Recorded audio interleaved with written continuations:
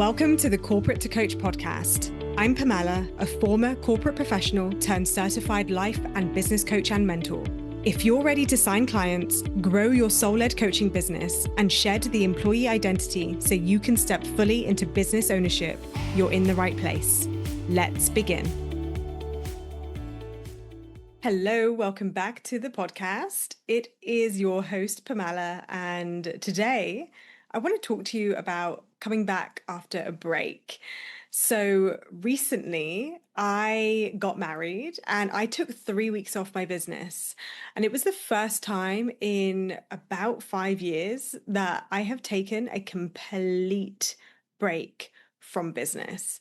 So I want to talk to you about how to come back after taking a break. I'm going to talk about some of the challenges that I faced, some of the challenges that I see my clients face when they are debating whether or not to take a break and how to get back into the swing of things. And I'm going to talk about some circumstances where that may apply to you. Maybe you haven't got married recently, but perhaps you have just found that you've been ghosting your business, or you have had a period of sickness. Maybe it has been a holiday that turned into a couple of weeks, that turned into a month, that turned into longer. It doesn't matter how long the break was. It doesn't matter what the circumstances are. All that matters is that you're coming back and there's that moment of, I'm not really sure where to begin. I'm not really sure how to start again. I don't really know where to even take this. And you think it would be simple. You think it would just be like getting back on a bike, getting back on the horse and doing what you know best.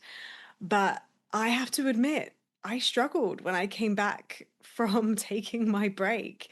And there were a couple of things that really helped me. And maybe this will help you. Maybe you've got a break coming up.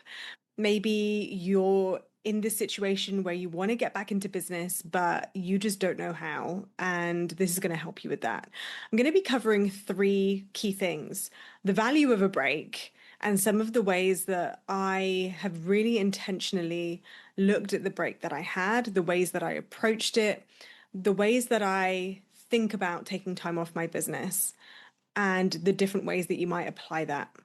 I'm also going to talk about the challenges of coming back and some of the things that I did to actually help me come back and hit the ground running, and some of the areas that you might find that you're noticing the squeeze and noticing the challenge. Because sometimes we can, if you're anything like me, have a habit of catastrophizing or making something mean something way bigger than it needs to. So we're going to talk about some of those challenges and how to approach those challenges. And then the one thing that I do to actually make coming back easier, which is what I did when I came back off my wedding, but also helps me in the micro moments when I'm coming back from a weekend off or a long weekend off, which I regularly do because I don't work full time in my business. I work maybe 3 or 4 times a week on my business. So let's dive into the episode. Now, before we go into the value and the content that I want to share with you today, I just want to make a very quick request. If you enjoy this podcast, the Corporate to Coach podcast, or if you're listening to this and you're thinking, I know I'm going to get value from this. This is something that I want to listen to. And everything that I've just covered in the intro is everything that I could definitely do with listening to. Then I'm very confident that you are getting value from this. And the one ask that I have, the thing that allows me to keep this podcast free for now and keep me showing up and giving you this value, is when I hear from you, I hear the things that it's done for you, the impact that it's had, the ways that you've used it, the aha moments that you have. And if you're able to, I request, obviously if you're driving, don't worry about this right now, but if you get a moment, please give this some stars if you're listening on Spotify, or if you're listening on Apple or any other platform that allows you to leave a review. Please go ahead and do that now. And everybody that does that, you will get access to a free money receiving ritual. All you have to do to qualify is, once you've left it, just take a screenshot and drop me a DM. And in the DM, just say, hey, I listened to your podcast, I left that review, and here's the evidence. And I will send you the link to be able to download for free the money receiving ritual as a thank you gift. So thank you so much for taking the time to leave a review. I really, really appreciate it. It just means that more people can access it because it helps it rank in the ratings and it gives me some feedback. It lets me know that it's valuable to you and that I should keep doing this. So without further ado, let's dive in. So, the value of taking a break. I want you just to reflect for a second. Have you taken a break in your business recently? Have you actually taken time off? Now, I want to define what taking a break really looks like for me because I too often see coaches in the online world celebrating their holidays, even honeymoons, taking time off, taking a break, and yet they're still showing up on social media. And I know this is a really challenging one, right? Especially if your social media isn't clearly defined in terms of your business account and your personal account. But for me, I have a business account and I have a personal account. And the truth is, I don't really use my personal account very often. I use it to share couple photos, photos of holidays, personal stuff. In terms of stories, the only thing I usually share on my personal account is memes and silly things, or if I'm on holiday and things like that, things that I'm up to. But I really don't use it often. In fact, I can easily go weeks and days forgetting that I even have a personal account and not accessing it. So primarily, I'm on my business account. And because I have that clear distinction, for me, business really does mean business. If I'm showing up, it's because I'm sharing something that I think is going to be interesting, valuable, or useful to my audience. And I'm very aware that I'm at the stage of business where my audience is a mix of really close clients, clients that have just started working with me and are building that intimacy with me, but also long-standing peers, acquaintances, colleagues, as well as the audience members that have just found me and don't know me and are still getting to know me. So even though I have a separate private account, I am still sharing a lot of myself on my business account. So whenever I say that I'm sharing things that I think are valuable or useful or interesting, it is because I'm not only showing up as the coach, but I'm also showing up as the business owner, as the human, as the person behind that account. So, what that means for me is when I show up on my business account, it's because I'm thinking about my audience. It's because I'm thinking about what's useful, relevant, and valuable and interesting to them. So, if I am on my weekend taking a break, having a wedding, at my own wedding, on an actual holiday, I'm very clearly defining whether or not I'm showing up or not. I'm not spending my time creating.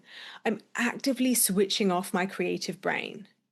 So, the value of this is I trust myself to be able to create content on demand. Can you do that in your business? Do you trust yourself to be able to create content on demand?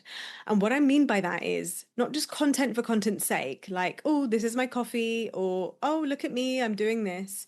But if I'm sharing, it's because I'm marketing my services or I'm selling my offers or I'm marketing my personal brand.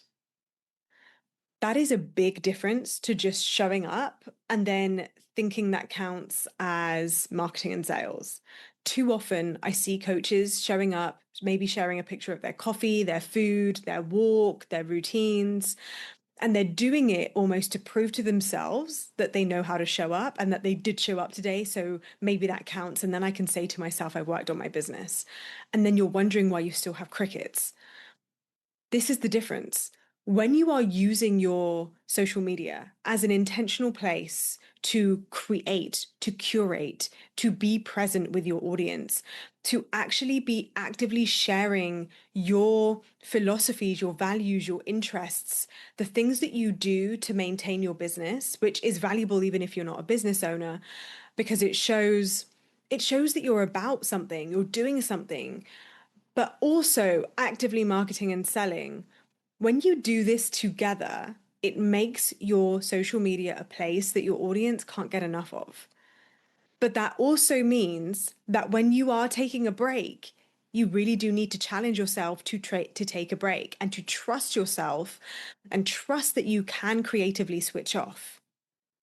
One of the interesting things about this is that I found when I started intentionally taking breaks, and that meant if I had a brilliant idea, not acting on it.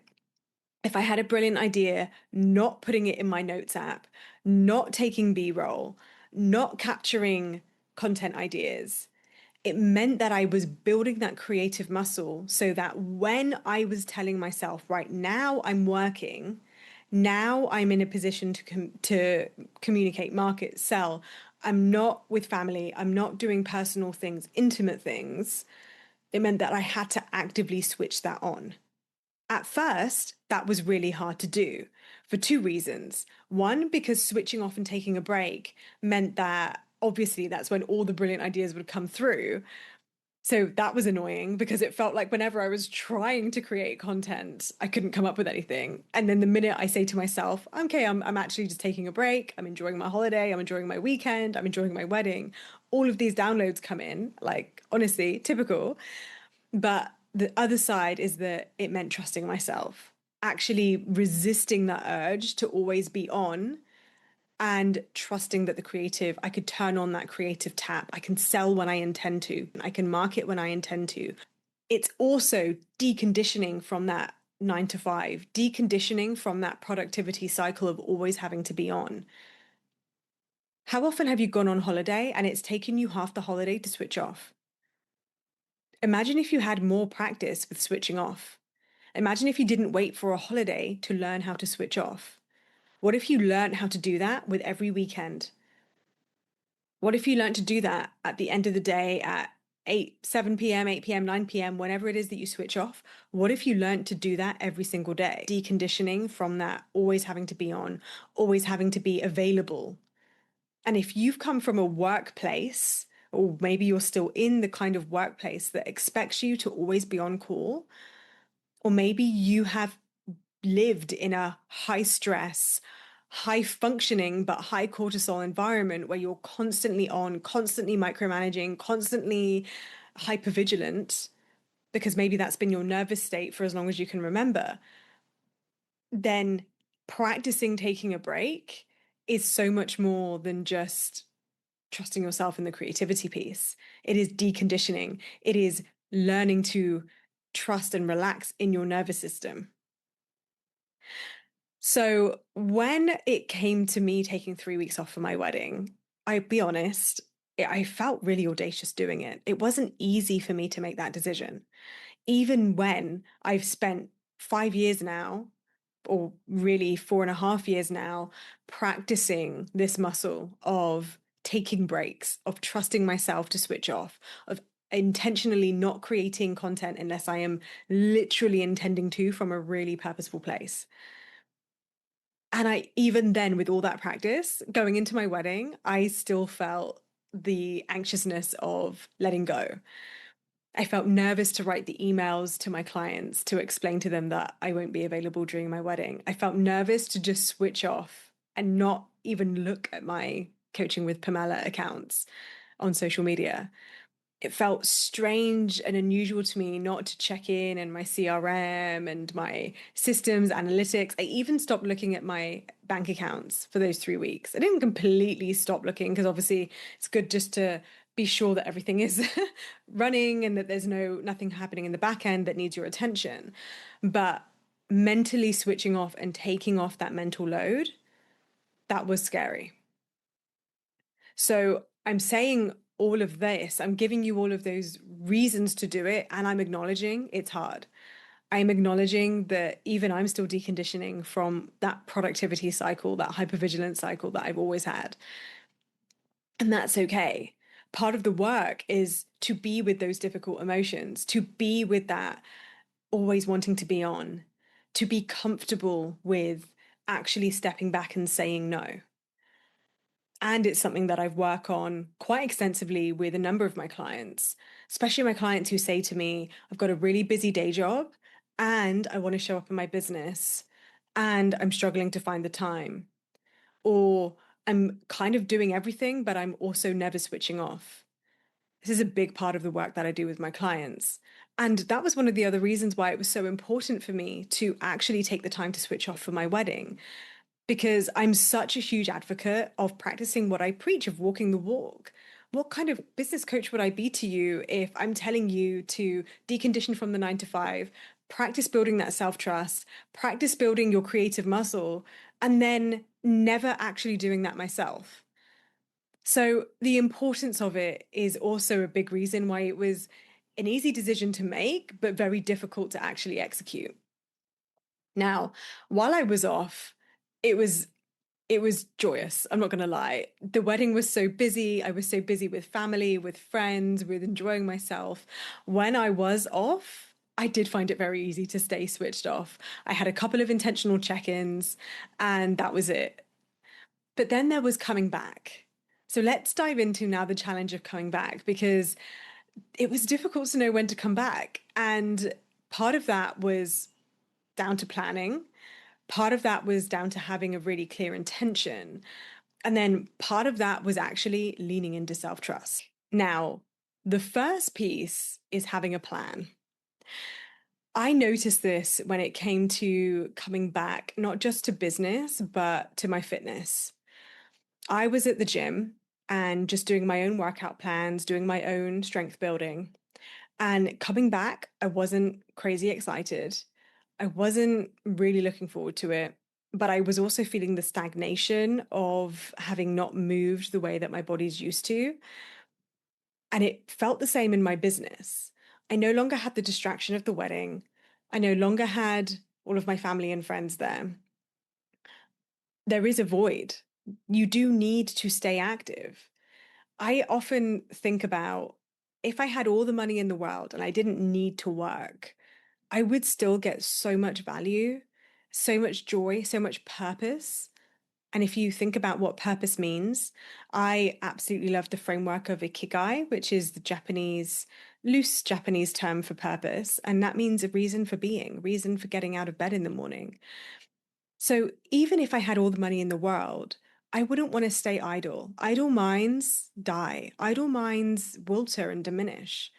You need something to live for. You need something that feels purposeful, that is giving back, is using your skills, is experiencing reward and connection. And so with the void of the wedding like done and dusted, I could feel that I wanted to fill my time with something meaningful, something valuable. Yes, I had an obligation to my clients. Yes, I have an obligation to my business, because it's now at the stage where it will it will suffer if I don't show up for it. And there is a period at the beginning of your business where you can not show up. You can just ghost your business and nothing really happens. Maybe you don't have any clients. Maybe you're not even showing up on socials. You don't have any prior commitments. Maybe you don't have many overheads. If you don't show up, there's no repercussions. I'm not at that stage of business anymore. If I don't show up in my business, then I'm not honoring my obligations to my clients. So, yes, I had that, but it's more than that. It's about having purpose, right? It's about having something to live for, some reason to get for being, a reason for getting up out of bed in the morning. So I noticed this with my gym. I noticed this with my fitness. I wasn't enjoying being just at the gym. I wanted community. I wanted something to work for. So I ended up joining a fitness class, and it's called Air Locker. It's high altitude training. It's really challenging. But I found having a set schedule, having someone else kind of figure out the workout class for me, having that sense of community and people that could support me and help me really, really helped me get back into fitness so much quicker. And I thought I was in peak form going into my wedding. I'm already the strongest I've ever been. And that's since my wedding. That's since joining this fitness class. If you're based in Australia and you want to get fit, I highly recommend joining Air Locker as well, as a side note. As soon as I did this in my fitness, and because I didn't have a huge plan for coming back into business other than reconnecting with clients and just marketing and selling, I realized very quickly I needed a plan. I needed a commitment. I needed something to work towards. Now, this is something that I automatically do with all of my clients when they work with me. And it was just a reinvigoration of how brilliant the program is that I've created. Because when you start working with me, one of the things that we define in the very first session is in your strategy session is your goals, is what you're actually working towards. It's having very clear definition about what you're working towards, why, how you're going to do it, and when you're going to show up. This is basically having a solid marketing and sales strategy, knowing what your goals are and working towards them. And I realized I did this in fitness. I didn't do that in my own business. So as soon as I realized that that was missing, I got to work. I set myself a goal, reconnected with what my marketing and sales strategy is. And I set myself really clear commitments every day so that I could easily get up and get to work. And it's just so much easier when you have a plan. It is so much easier when you have a plan. And I do this with my clients. I did this for myself. If you're coming back from a break and you're kind of like dipping a toe in, you're not really focused on a specific goal and you're not really focused on what your commitments are. You're not clear on what your marketing and sales strategy is. You're not clear on what you're selling. You're not clear on what you want to get out of it. Of course, you're struggling to really hit the ground running. Of course, you're not going to be feeling intentional. Of course, you're not going to be feeling connected to your purpose. So, I know this stuff seems really basic, but for some reason, coming back after a break just feels like a completely different set of circumstances. And what I remembered was that actually, we just need to go back to basics sometimes. Going back to the things that we know and that we do really well. And if you are somebody that has sometimes struggled with setting goals, you don't really know if you have a robust marketing and sales strategy, maybe you're not clear on your offer. This is all going back to the business basics that I covered in the 4-part series in the last couple of episodes in the start, build, grow, and scale your business. This all goes back to the build stage of business. It's like revisiting that, but through the lens of coming back. When I did these things, it was brilliant. I was completely clear. I was intentional. And the best thing is that I was getting results really quickly. Signing clients again is the best way to hit the ground running. Making money in your business is always going to be the best way to hit the ground running. I mean, that could have been the mean way that I could have led this episode. Like the best way to come back after a break is sign clients and make money. Nothing's going to get you back into your business faster. But if I just offered you that, you would have been sat there frustrated and asking me, yeah, but how? This is the how. It always goes back to those business basics. It's having that beginner energy again. It's knowing your fundamentals in business, having those basic structures in place, a really clear offer, a really solid price, a clear marketing and sales strategy, and then connecting to the joy, the fun, having fun with it, not taking it too seriously, and just going for it in your business. But it's easier to go for it when you've got all of those structures in place. And as in one area of your life, as in every area of your life. I saw this happen in my fitness. I saw it happen in business. It was brilliant. It was just so easy to hit the ground running again. And when I was in that process of signing clients again, getting back into the flow of things in my business, one of the things that I really enjoyed was that I could then, when the momentum was up and running, I could then loosen the goal a little bit. Now, goal setting is an interesting one. There is a time and a place to be really goal orientated, and then there's a time and a place to just enjoy business as usual. I found being goal orientated to get back into business was a really good way for me to get the gears turning and have that sense of intention.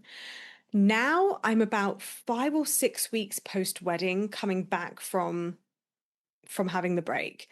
What I've noticed now is that yes, I still have goals. I never don't have goals. I'm always working towards something with intention. But what I also notice is that actually the business as usual aspect and just being in the flow of business, just enjoying the churn, recognizing that business is an infinite game. It never ends. You're never not marketing. You're never not selling. So if you only ever stay in that goal energy and only ever work towards goals, you're always working towards a launch. You're always working towards that finite game. That can feel very exhaustive very quickly if you're not careful with it, if you don't have a solid baseline. So when I remember that business is an infinite game, I'm always marketing, I'm always selling, I'm always serving, I'm always delivering to my clients. And it's just a matter of getting into that momentum and flow again. Then business is just the way it is. It's just life. It's just what it is now. And that's beautiful too. If this applies to you, whether it's a wedding, whether it's a weekend that's turned into a month, whether it's maternity, whether it's a long holiday, whether you've just been ghosting your business and you need to come back after a break, or if you just want support anyway, you're listening to this episode, your momentum is going, you're actively working in your business and you want support to elevate it and get it working for you. Maybe you're doing all the things and nothing's happening. Then come and work with me one to one. One to one is a space where I support you to have those business fundamentals in place. With those business fundamentals in place, we then identify what is going to work for you, your lifestyle, the time and energy that you have, and help you grow your capacity to do more, to have more, and to create clients and money in your business on your terms. So, to begin the conversation on one to one and to explore if it's right for you, just drop me a DM on Instagram. In the DMs, once you've messaged me, what I'll be doing next is asking you some questions about where you're at in business and where you want to get to. You can ask me any questions that you have, and we will explore if coaching is the right next step for you. Once we've done that, if you're happy to go ahead, we can go ahead. We can launch right into the strategy session, get you set up with your weekly coaching, and then we have 6 months together to help you grow your business, getting those business fundamentals in place, setting those goals and working towards them and achieving them, and learning to normalize having a business.